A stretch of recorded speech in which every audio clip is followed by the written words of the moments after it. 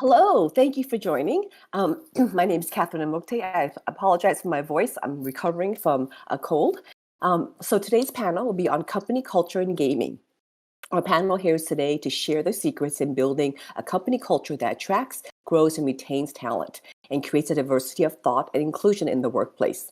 I think culture is key, especially in esports, where much of our workday is created around online activities, earning loyalty, passion, and creativity, creating diversity of thought and inclusive workplace, and offering opportunities to grow in all the vital talent recruitment and retention can be difficult. So first I want to introduce our panel. I'm very excited to have everybody here. I thought if each of you can give me a short bio of yourself and maybe share with us one secret that you've seen in your career that has really helped you grow. So let's start with Christina Amaya, President of Latinx in Gaming. Hey there. So I'm Christina Amaya, President of Latinx in Gaming, and I'm also Director of the DreamHack Festivals in America. One thing I really liked that I've seen done is that at Google, we had in our email signatures, please answer on your time. I do not expect you to answer outside of working hours. I love it. Thank you so much. That's actually really interesting. The second one, Eunice Chen, who I've known for quite a while, founder of Enlight GG. Hi everyone, thanks for having me. My name is Eunice. I used to work at Riot Games and at Cloud9 Esports, and now I run Enlight.gg, where we help people up-level their career development trajectory in esports and gaming. So one thing I really enjoyed in a company culture was knowing that I was trusted and everyone else was trusted to do their respective roles and their respective jobs. So there was a lot of people passing on responsibility and saying, hey, go talk to Eunice, she's in charge of that, as opposed to having a couple different people overlap on responsibilities and potentially causing more chaos. And I think that's really important in terms of a startup culture and a small company culture. Absolutely. Thank you, Jessica. Eunice. Next, we have Jessica Hammond, Chief Cultural Officer of Evil Geniuses. I love your title. Oh, thank you. So obviously that's my name and my title. And I oversee our experience, our experience for athletes, creators, our business team. My team also covers the facilities and all of our internal and external development programs. And my background is not esports. I've been in esports for almost 2 years now. I love it. It keeps me very fresh and relevant, I think. Now being a mom myself, I hope I have something to bond with my little one over. But for me, I think the most admirable thing I've seen in a company before in terms of what they did with the culture is they're very candid in the recruitment process. And I know we'll talk a little bit about recruiting with Nate later, about who they were and who they weren't, right? And as you came in, you had 30 days to really get in and decide if that's where you wanted to be. And if you didn't, they helped you transition and a landing. I think I always say, like, pick your crazy, because everywhere you go, like every company has something that like you're not going to like. So you need to make a commitment to like, what are you willing to live with and live by and for? So I really admire that candor and the candid approach. Absolutely. Thank you. Last, of course, not least, Nathan Claus, CEO of New Level Recruiting. Nathan. Hi. Thanks for having me. My background, I come from Riot Games. I was the head of recruiting for Riot's esports department, and then led North American recruiting for PUBG before starting my search firm 4 years ago. And we've now been lucky enough to work with a lot of the different esports organizations, as well as game publishers, and helping with primarily executive talent throughout the space. I would say the biggest cultural pillar that has been helpful both from recruiting as well as uniting folks that I've seen is just being, when I was at Riot, being really focused on the player, finding folks who had, deep degree of player empathy. Initially, that was people who were hardcore League of Legends players, and that's now smartly evolved to people who, just overall have gaming empathy, and definitely was very helpful from a recruiting perspective and having everyone be aligned with the mission. Absolutely. Well, thank you for that. Thank you, everybody, for joining us today. And we have a couple questions to go through. First, I think gaming companies, like all other industries, right, really have difficulty in a lot of times creating a very supportive environment for all. And so do you think that this is a fixable problem overall. Christina? I think so. I think one of the most important things to fix a company culture, et cetera, is to hire at the top level more diversely. I think it's really important to have diverse folks at the very top, because oftentimes what you'll see in esports organizations is there are women, but they're usually at a lower level positions, et cetera, where it's really difficult to affect change. And I think when you have more diverse folks at the very top there, they can actually not only help affect change, but they can also make decisions based on their knowledge and experience and what they bring to the table. Absolutely. Anybody else want to add? Yeah, I'll just add that we've actually had quite a few organizations come to us with this very issue, and I think we're seeing more and more that gaming and esports organizations are becoming more inclusive. Obviously, I would say the traditional gaming esports industry hasn't been hasn't done a great job in this industry, but I think a lot of the leaders that are running these organizations now are recognizing the huge problem there and have come to either companies like mine or others and said like, hey, our organization is a crate of bald white guys and we need to move the needle here. And so I know it's definitely been a focus from the leaders that I've spoken to. Okay, I would add to that too. I think being really clear on what you mean when you talk about being diverse, equitable, and inclusive as a company is really important. What does that mean? Right? It's kind of fancy words.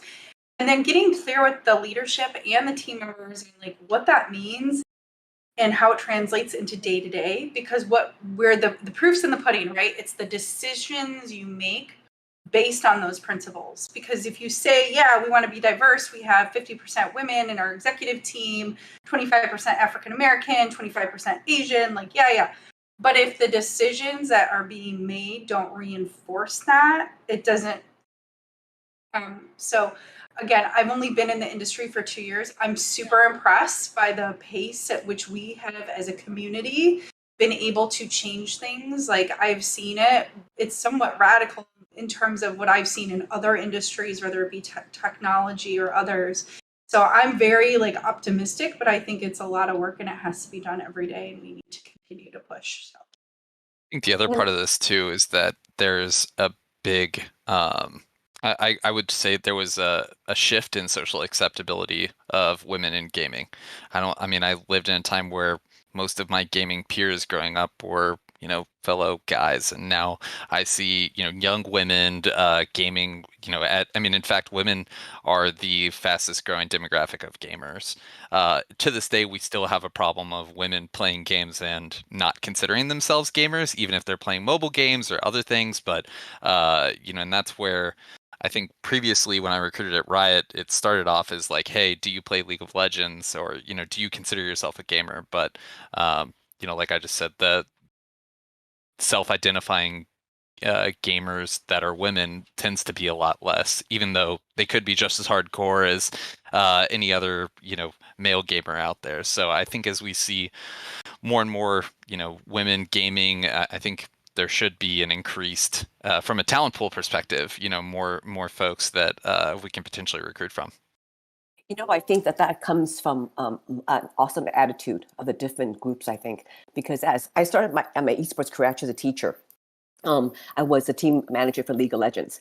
And so I opened up, I have 5, classes of engineering students, right? And I can guarantee you almost 100% of them game. And when I said, hey, we're having a League of Legends tryout, guess what? All the boys, if they had just bought the game, they would say, yeah, I'm good enough, I'm trying out. But the girls who've been playing for a long time, even, I'm like, hey, you want to try out now? I'm not that good. I'm going to pass. And so I think that's the cultural change we're talking about here, right? And that being acceptable, and that that you don't have to be highly competitive, and the way we word things really attract different types of people, I think, as well. And I think kudos. And before we end this question, I'm sorry, Eunice, I was to say kudos to Inven Global for doing this talk. Right? Because otherwise, if they weren't doing this, we would not be talking about it. Yeah, I really like that point, and I think we also see that on the professional side, right? A lot of women are not necessarily going to be applying for leadership positions because they feel the same way, where maybe they don't feel like they have enough experience playing League of Legends or being in that particular leadership role. But we're also seeing women coming in from other industries that are bringing their experience and feeling like they finally belong in the gaming industry, even though they haven't had their experience in the gaming industry, as Jessica, you were mentioning earlier. So we see a lot of women coming in, bringing their expertise from entertainment, from sports, from media, from all kinds of different industries. And honestly, I think the gaming industry is learning from that and benefiting from that, as well as not just from the experience side, but also from the gender and inclusion side. Right, exactly. Perfect. So our next question we had is, what does it mean to have a healthy company culture? What does it look like? Does it vary from company to company, from industry to industry, for example? Maybe Eunice, you can start with that one. Yeah, I would say with a healthy company culture, it's important to make sure that everyone, regardless of what they identify with, is feeling welcome and included. And that culture is pretty tough, especially if it's in the middle of a transition from a company that might be 5 people full of a certain type of, let's say, males, for example, to a larger company of growing from 5 to, let's say, 40 people with women in leadership positions and potentially from other industries, right? It's important as that company shifts and transitions that the culture remains open and inclusive to everyone that is joining or has continued to stay with the company. So it's not necessarily going too far to one end of the spectrum in either direction.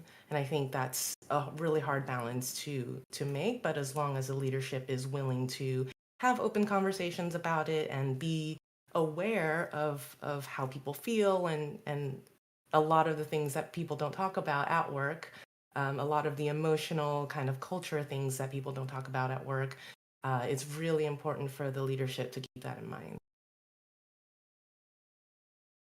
Mm. Yeah, we talk about culture and we talk about being, I think you hit something really important, the emotional part about, being part of the team, right? Feeling that that's really your people, that you have a home there. I think that that's the part of the culture. I think that's hard to define and hard to say, okay, if you do, these 4 things, you automatically have a supportive culture. Mhm. Okay, any other comments? I can add a little bit of some thought. I think my barometer when I look at cultures, is this healthy? Is it not? How do we know? Are those hard conversations happening? Are the things that people don't want to talk about being spoken about? And are we productively solving those? And so, in order to do that, I think it starts with like self awareness, like understanding oneself and how you communicate, how you give feedback, how you receive it. And then the next step is helping others to understand that. And then having this layer of appreciation so that, if I go up to Nicole and have feedback for her, it's not like she's going to scream at me, right? Like, we don't want that, right? We want to make sure that feedback's channeling through in the right way and those hard conversations are happening, and really with the intent, we're having a team where the intent is always to help each other and to help the bigger purpose of what we're trying to do. So that is really hard to do. So I will say that, and it doesn't happen overnight. And the thing about it, it's like a moving target because one minute you think you got it, and then all of a sudden you have new people, the dynamics change, the business, the industry changes. So then you have to restart and just keep evolving it. So I think it's a lifelong project, no matter where you are. But that's kind of the barometer I choose. Are you referring to trust, right? Trusting each other? Absolutely, trust and like being able to communicate with each other in a way that's effective to give feedback and have those conversations. Right. I love And the I, book. Yeah, Radical Candor, I was just going to say, by Kim Scott. Is probably one of the better books I've read around this. I know radical candor can be somewhat of a very brash statement. So call it what you will. I call it having honest conversations. But again, yes, I think that honesty and trust is really important. So. Absolutely. I totally agree with you. Okay. Our next question is, I guess this is maybe a obvious one, but why is company culture important? We talk about recruitment and retention. So why is that a key part of that? Start with Jessica, maybe? just muted myself because I didn't think you were going to call me first because I just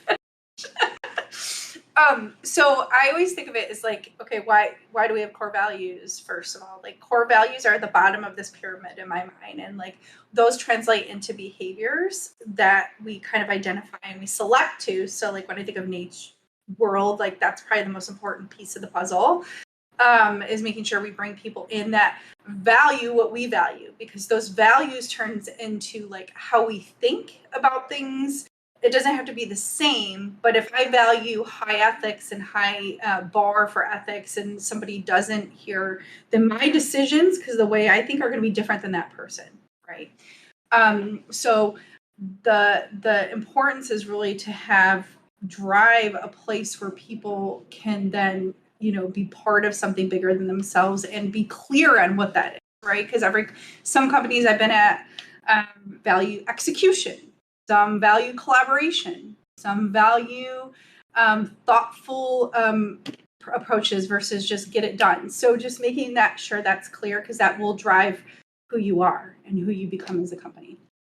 Yeah, I'll add to that. The easiest metric for this is, are people happy and sticking around with your company? So much of this is driven from the top down too. We can all think of companies that have beautiful mission statements and value propositions, but it's all propagated from the top. I mean, the easiest way for me in the recruiting world to see this is, does the hiring manager show up on time? I can almost tell from, if the hiring manager shows up on time and fills in scorecards, it's very likely that the rest of the interview process will go smoothly.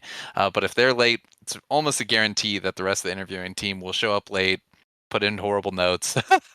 So I would say, like most things, so much of this is driven from the top, and you can have crazy beautifully written mission statements and values, but if you don't have people that are really championing those things, championing for a diversity of thought, championing for a soft place to fall when you fail, then it's just not going to happen.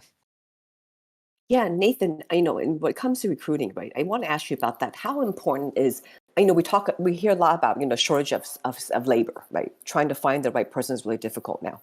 And so it seems more important than ever, I think, for a company to put their best foot forward and really create a culture, not just because it looks good and, it gives them good PR, but in fact, it really helps save them a lot of money. So how important is culture when you go to a new candidate that you know is great for this job? What do you say to say this company culture is a good fit for you? Yeah, I Or mean, how do you know?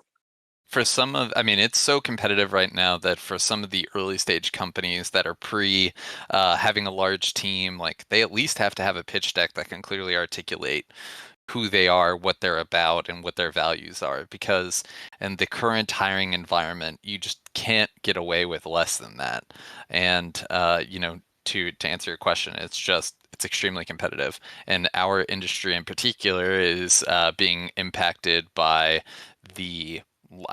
there's a number of factors, but one of them is just there's tons of money getting poured into the blockchain gaming space, and the esports and gaming industry is being rated for talent at a high compensation level, higher than we've ever seen before.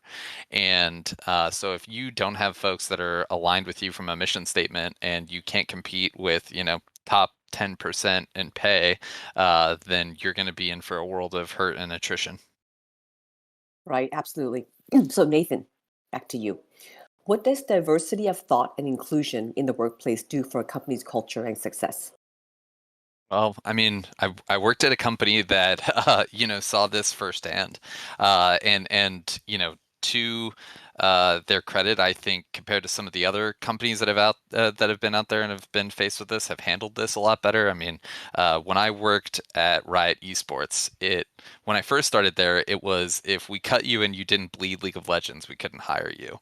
The problem is that as we discussed previously, that chokes out most of the market of like people that don't consider themselves gamers, people that historically didn't grow up privileged enough to own a home computer to play League of Legends, or maybe they played a lot of console games previously. And so there's been a big shift there to be more inclusive, include folks that really can identify with player empathy, and obviously the gaming base that we all cater to today is more than white males. And so it is important that you have a diversity of thought there to make sure that you're properly making a game, that you're properly running an organization that caters to a wider audience than just a small, a certain demographic. And so if you don't have a team that reflects that, you're really not doing a good job of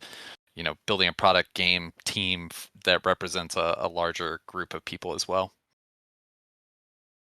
Yeah, Right. exactly to that point, right? You can't build a product that doesn't have diversity in thought, right? Like if you are building, let's say, I'm going to use Twitch as an example, you're building out Twitch. If you only have a certain demographic of people, how are you actually thinking about moderation? How are you thinking about combating certain, things that might be happening on the platform? What about if somebody has a specific type of disability? When you only see your product from a certain lens, you will only be able to fulfill for those within that lens already. It's really important that when you hire more diversity so that more folks are available to not only help shape the social media, the marketing, the messaging, but also to help shape the product itself. The interesting part I'll add to this from the recruiting standpoint is that, and this is great, is that the diversity candidates that exist, especially at a senior level, are so highly sought after that there is a market premium that you have to pay for bringing in folks at especially more senior diverse candidates for a lot of these organizations. And so if you are a diverse candidate yourself and you are unhappy with your current employer or pay, now is a great time to be looking for a job. Well, jumping into this from the other standpoint, where from the candidate standpoint, it's also really important to understand the interview process and make sure that you're asking questions to make sure that the culture is what you want to be a part of, right? Yep. We see a lot of companies that have brands or certain values and things like that may not be exactly what they proclaim them to be. And so during the interview process, especially if you're being hired by a hiring manager or your future boss, ask questions. This interview is just as much for you to see if you fit in with them versus the other way around. You want to make sure that you're in an environment where you can thrive and be aligned with everyone else on your team or in the company, at least working towards the same goals. So make sure you are setting yourself up for success, because you don't want to be in a position where you're really spending a lot of emotional energy trying to change the tide or learn how to communicate in a different way just because that's not how you work, or all kinds of other emotional elements to work. You want to set yourself up for success. And to Eunice's point, look at your interview panel as well. I mean, if your interview panel only represents a certain slice of your company, then you're not doing yourself any favors. I've seen more and more female executives asked to speak with fellow female executives, even if they're not on their in their specific interview loop, just to get an understanding of like, what is it like to be a female at this company or be a diverse candidate at this company. And I mean, I haven't seen any companies push back on that. I think it's a totally fair ask, especially if they're not doing a good job of including that in the interview process. So Nathan, I don't you think that's important to begin with? Like, do you think that shows, how a company feels if they think it's important enough to have a diverse panel?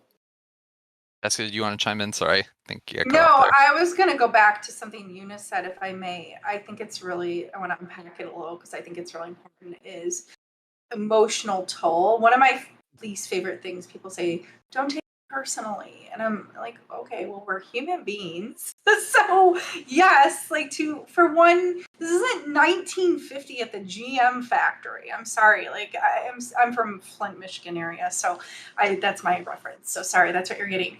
But I really believe work is a little personal. It is emotional. And guess what? That's okay, right? And and I think going in through the interview process, to all of your points, and Nate, and asking those questions of okay, what are the core values you have, or what do you live by that's aspirational that you're working towards? And what are the things that you are really good at that you live by? Because no place, even I will say evil geniuses, is perfect, right? So you have to be able to have that conversation and know the emotional situation you're getting into, because work is hard. And if you don't love it and you don't get energy from it more than you give energy, then the culture, you will suffer. So I really, really like that, Eunice. I think that's super important. I just wanted to unpack a little. Thank you, Katherine. Something I shared in Discord chat is that Justin Nergarone shared a list of questions that people of color, BIPOC people can ask during their interview processes, especially if they, sometimes that might be difficult to ask, but that might help them with better understanding the company from their perspectives, because sometimes we don't actually think to ask questions from a diverse candidate standpoint. We often think to ask, oh, what do you like working there, 9 to 5, et cetera, but what does happen as a diverse person when I ask a question and it is seen as aggressive in tone, for example, or there's some sort of tone policing? What does happen if there is some sort of issue in the media, for example, and it affects me as a person? Like, how will I be treated at the company? Those things matter. That you bring up a really good point. If you can clarify a little bit about something happens in the media, I think that's happening a lot more, right? And how does the company react and support you, I think is really critical. So can you talk a little bit more about that? I can. So during, for example, what happened in 2020 with the Black Lives Matter movement becoming more and more popular, I was at a company at the time that did not have that many employees of color. And so I think we felt like we were the ones that had to push to have a statement released from our company in order to get some sort of traction and visibility, which really sucks to not only be having to experience the trauma, but then also having to be the ones to project manage and push towards having things actually effectually happen. Yes, absolutely. Thank you so much for sharing that. Okay. Our next question is, what are some of the steps to creating, reaffirming, and scaling a company culture? Maybe Christina? Oh gosh. So I think one of the most important things is to think of a company culture really in terms of because sometimes people think of it as you can play games after work together or things like that, but you also want to think of it as how can we show that we really want to bring on candidates and make it a very welcoming space. Something that, we've talked about it a little bit earlier, but when we think of company culture, we really should also think of how diverse people can fit into that. When a company culture is developed by, let's say, I'm just going to use white men only, and then they are like, we're punchy, we're this, we're that, and somebody comes in who isn't necessarily that, sure, that might not fit the company culture, but is it also fair that a person that might, for whatever reason, be quieter, might work in a different way, not fit into that? So when we're designing company culture, we should be trying to think outside of the boxes that we're given, bring in accessibility experts, bring in diversity hires, bring in diverse people, really look over our mission statements, our shared vision, and other pieces like that.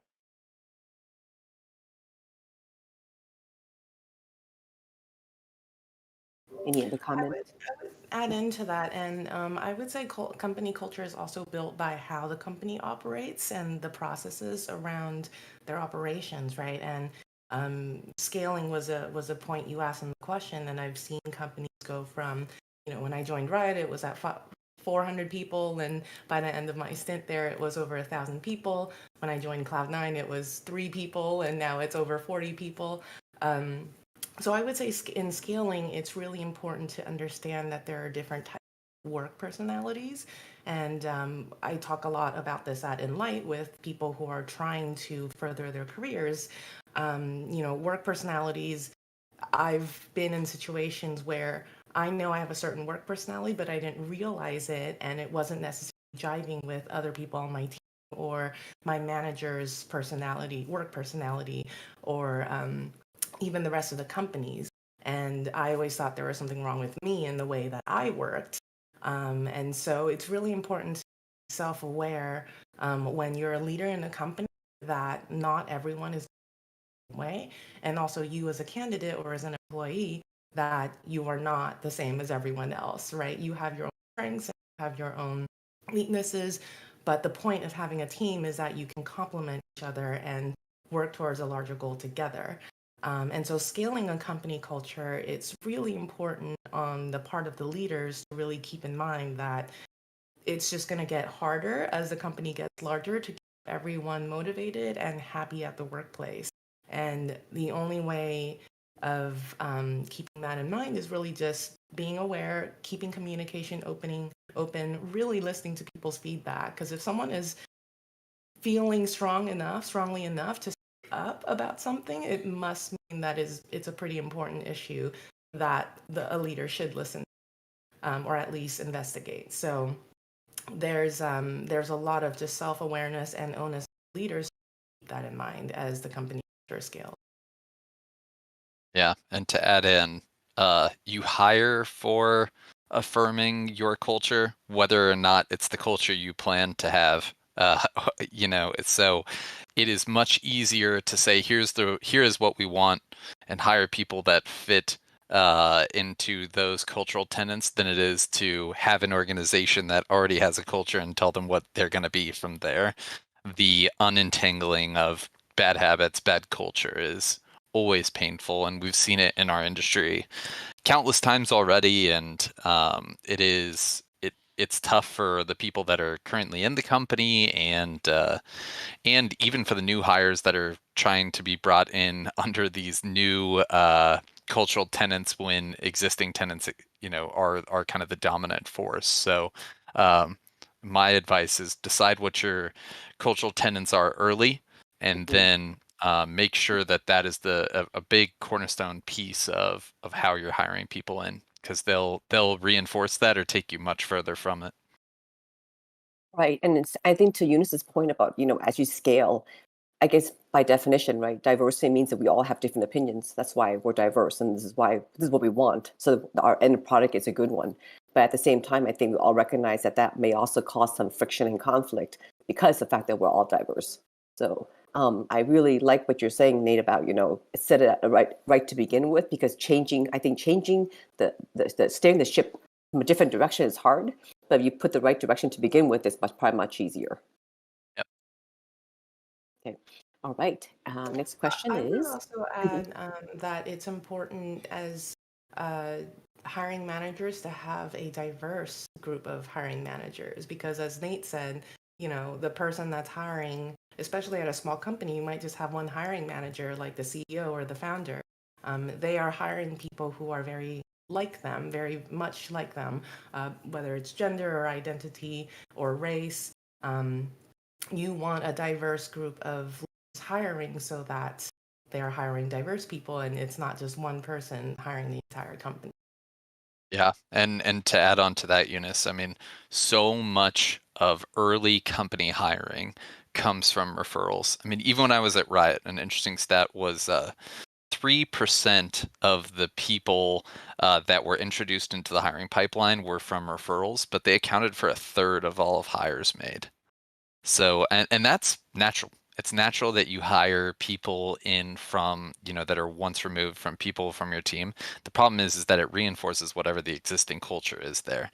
So you have to make sure that, in addition to the easier hires, which is referrals and inbound applicants, that you're actively going out and sourcing candidates, and that you're pulling people from a diverse background. I know esports had a tendency early on to be like, hey, we're kind of like traditional sports. We should pull people from traditional sports.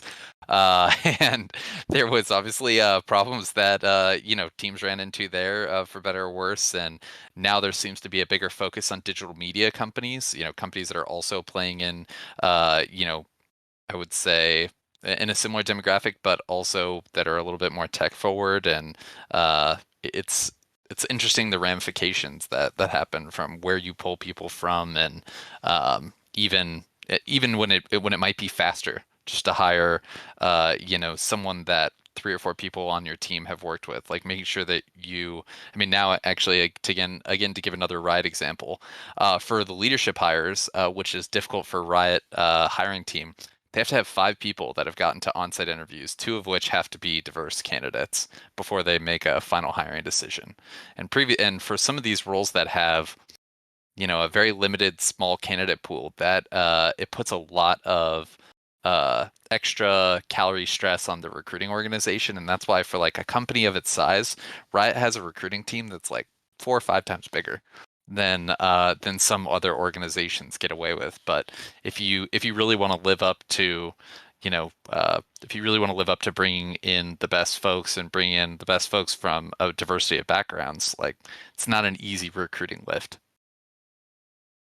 I would build on that too. I think like a lot of times in early startups, I've seen people, the budgets aren't as big, right? You can't afford people. I would recommend going without that role before you just hire somebody because somebody knows that. Right? Like I've seen in every place I've been make the mistake over and over and over. So that's why going back to like, what is our culture? What does it mean? How do we translate that into behaviors? Creating an objective process that is open-minded to different ways of communicating and being and thinking is so critical because otherwise, to Nate's point, like people will hire their friends. Like they know them, they're a known entity, right? So you really have to stick to process, I think, and rigorousness. I think I made up a word. I think it's just Rigor. Yeah, and consistent. Yes. Yeah, thank you for finishing. Well, I just think it's human nature, right, to want to work with your friends.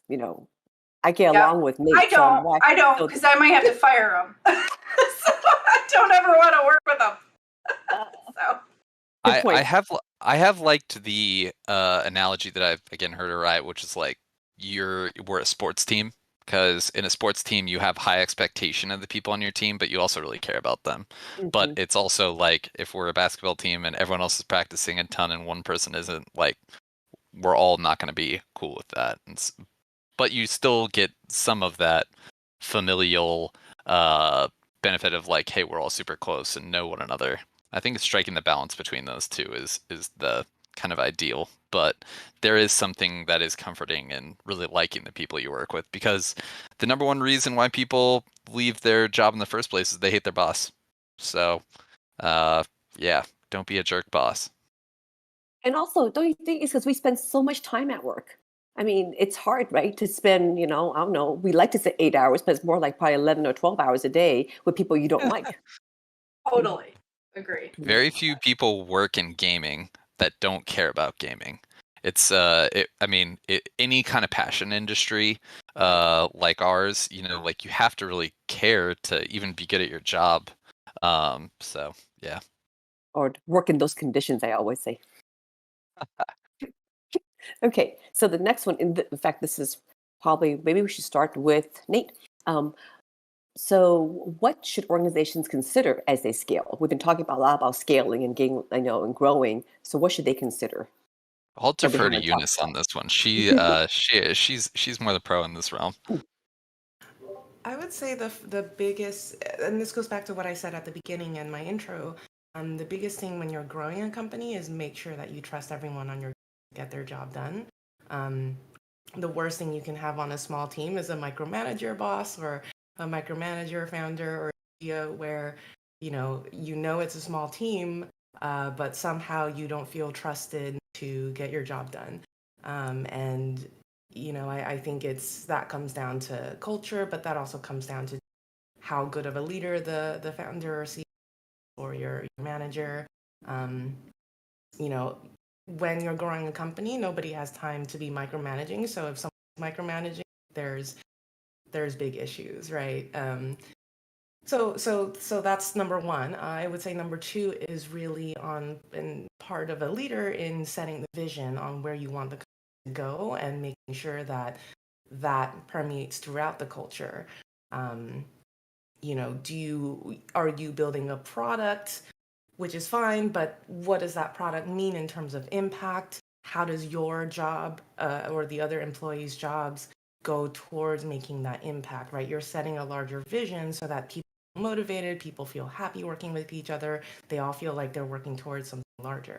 So I would say those two things are pretty important, especially when hours could be long and things might be tough or unsure or uncertain, or there's a lot of I talk a lot about putting the onus on leaders, and it's really true, especially when you have a small team. So that's my perspective. Yeah, I like that for sure. And I mean, for my teams personally, it was finding people that really wanted to rally around a specific goal. I mean, for me, I personally was just a huge. I really didn't like how recruiting was being done in our industry, I'm sure every single one of us on this call or listening in has a horrible recruiter outreach from someone of some copy paste message that's probably not even relevant to what you do. And I want that to end so badly. And so that's why every single message that comes from my firm is custom tailored to that person. And so we literally have a Slack channel of just surprise messages from candidates being like, holy cow, you actually took the time to read my profile. And so finding people who really are passionate about that and want to put the people side of recruiting back into it are kind of like what I first look for when I was looking for folks to join our firm. And I think that broadly applies to pretty much anything. It's like, what do you want to do? What's the mission of your company? What are you trying to accomplish? And finding people that are passionate about a similar thing, and then going out and doing it.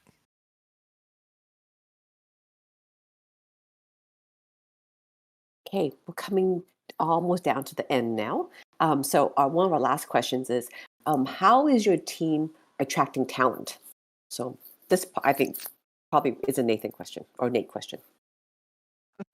Well, I think, what I mentioned earlier is just like and I won't talk about my company specifically, but for companies in general, having a very clear mission statement, having very clear, cultural values. We're past a point where you can just have the mission statement. You really do need to be like, okay, like here's what we care about, but here's how we're going to get there. And here's what's important to us. Obviously, I can't think of a single product out there that doesn't have a diversity of thought requirement around it. You can't just build it for one type of person or customer. And so having a very clearly articulated kind of company overview is super important, and I think can help, be it help your internal recruiting or your external recruiters. Yeah, just Something else. Oh, go ahead, please. Sorry. Something else I want to say too is that companies can work with diverse groups such as Latinx in gaming, Blacks in gaming, gamers, etc. Latinx in gaming, for example, is doing a career fair starting yesterday. And so we are trying to recruit as many great candidates as possible. We have about 40 recruiters from 15 different companies attending on June 24th.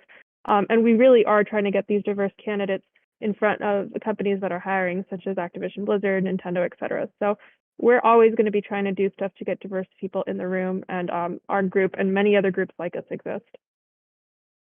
There's a number of great organizations out there that are working with both junior candidate or junior potential candidates like Enlight GG, and as well as other organizations out there like Latinx that are definitely resources that other companies should lean on as well. Typically that does come from the internal recruiting side, but for external partners that any of your companies might be working with, it's something you should look for as well. Christine? I agree with that. Sorry, I was just going to say the proof's in the pudding, or walk the talk, whatever you want to say. Like, you have to do what you say you're going to do. And like, for me, that was really important coming into Evil Geniuses, because when I came in, it was very clear there was a shift happening in this area. But people were doing more commercial things, marketing stunts and activations versus actually doing things. And so I personally think, I put a lot of value on actually working with, for example, our Genius League internship program we created over 2 years ago. Now, 100% placement rate. Not everyone stays here. They go in the community though. And that's cool. Right? Mm-hmm. Like, to me, that's like what this is all about, because we put them through a development program for 6 months, maybe a year in some cases, depending on their rotation, giving them all the resources on how to be a better champion of DEI and how to be a professional and how to up-level the industry. And so, to me, like, programs like that, working with all the other community partners that you mentioned here, I think like that's what we got to do. We can't. I'm so sick of these big, like, we got this celebrity and now we're diverse. It's like, no, you're not. So shut up. So like, go do something.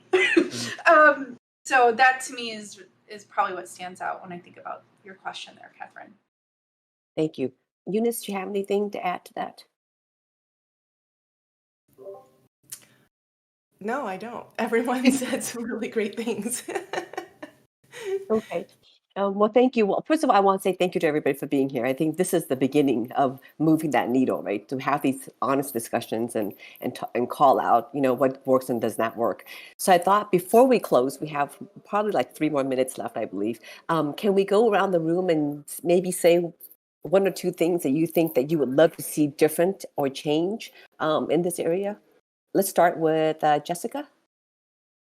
I just, we talked about this today. I think pretty much everyone mentioned it. I'd love to see more executives be females or of underrepresented populations, like at the publishers and the gaming companies, the big companies, the leagues, right? Like that's where things still need to shift. And so that's my wish if I had a magic wand. Christina? I think for me, and Eunice knows I feel this way, when we have panels at esports conventions or conventions, having women and people of color are more than just diversity panels. I wholeheartedly agree. Nate? Standardized interview process. It's not sexy sounding, but the reality is that if you have a 4-person interview panel, the reality is that most of those 4 interviewers are going to be asking very similar questions.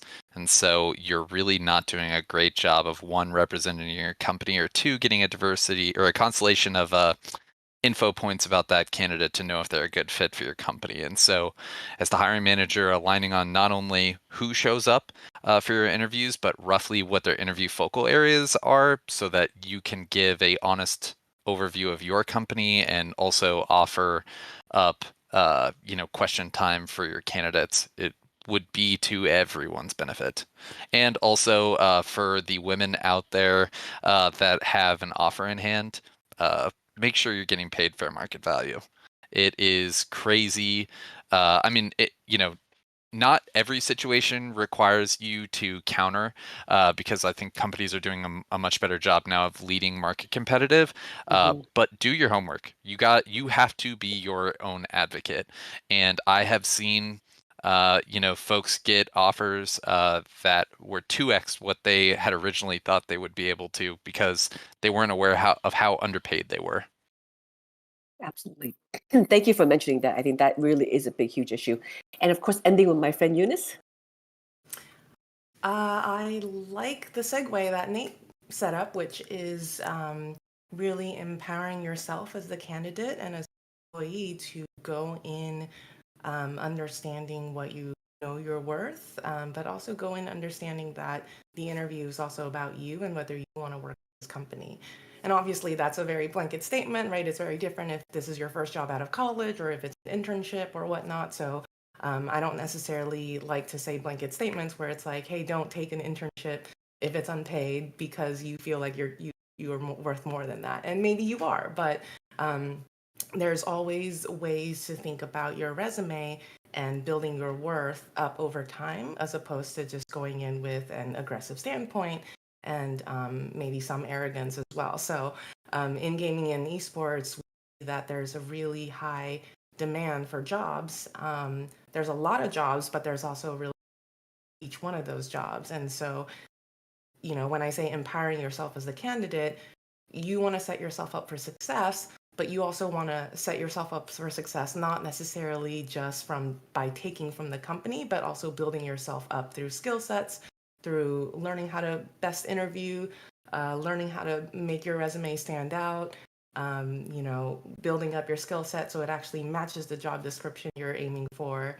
And I'm sure Nate has a lot more to say about that. I'm sure you see so much of that, but I would say, come at this job journey as a marathon and as a lifelong pursuit, right? A career is so important to all of us. We spend so much time on it that you want to make sure you're setting yourself up in the best way possible and putting your best foot forward, but also putting yourself up in a company that's right for you and where you will thrive and flourish and learn more and, make your trajectory exponential rather than plateau.